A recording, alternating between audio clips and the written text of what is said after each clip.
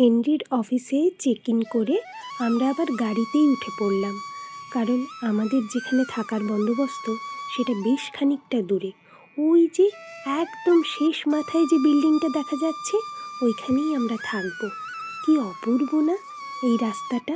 আর চারিদিকে এরকম জলা, এরকম ভেড়ি, আর চতুর্দিকে এত গাছপালা, মানে একটা অদ্ভুত সুন্দর জায়গা।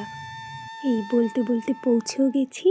ওই যে সেই নিঃসঙ্গ নিম গাছটি যেন একদম কড়া পাহারা দিচ্ছে বা অভিভাবকের মতো আগলে রাখছে যারা আসছেন সব পর্যটকদের।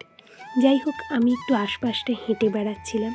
এত সুন্দর এর ক্যাম্পাসটা, ছোট্টরা এলে বা বয়স্ক মানুষরা এলে বা সকলেই হেঁটে চলে প্রাণ ভরে অক্সিজেন নিয়ে মানে দুটো দিন খুব আনন্দে কাটিয়ে যেতে পারবেন। এই প্রবেশ করলাম নিউ বিল্ডিংয়ে, আর এই দিকেই রয়েছে অ্যাকোয়াগার্ড। এবার একটু ঘরটা দেখে নেওয়ার পালা। আমাদের সকলের জন্য মোট 3টি রুম বরাদ্দ ছিল। এটি আমাদের ঘর।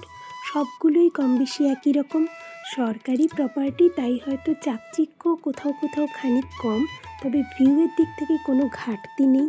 আর বেশ পরিষ্কার পরিচ্ছন্ন, প্রয়োজনীয় সব কিছুই আছে। ব্ল্যাঙ্কেট মশারিও দেওয়া ছিল। বাথরুমও বেশ পরিষ্কার পরিচ্ছন্ন। আর যেটুকু মেনটেনেন্সের অভাব, তার জন্য বছর শেষের এই ফেস্টিভ মুডটাও অনেকটা দায়ী। যাই হোক, একটু ফ্রেশ হয়ে আমরা হাঁটা লাগালাম সেই রেস্তোরাঁর দিকে। অনেকখানি পথ, কিন্তু আসলে হেঁটে গেলে খিদেটাও যে আরও জোরে পাবে।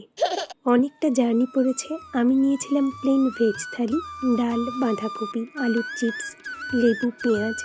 বাকিরা কেউ ফিশ বা কেউ এগ থালি নিয়েছিলেন।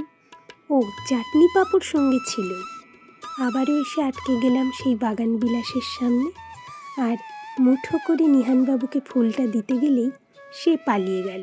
এদিকে দিনের বেলাতেও চাঁদ মামা উঁকি দিলেন ওই নারকেল পাতার ফাঁক দিয়ে।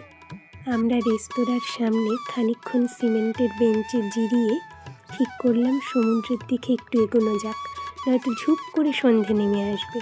আর ওই দূরে দেখা যাচ্ছিল আমাদের বিল্ডিংটা।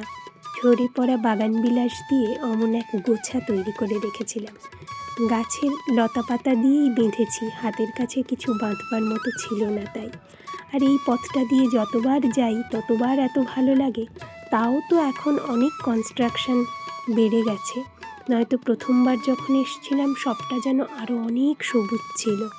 যাই হোক, বাকি গল্প বলবো পরের পর্বে। ততক্ষণের জন্য একটু অপেক্ষা।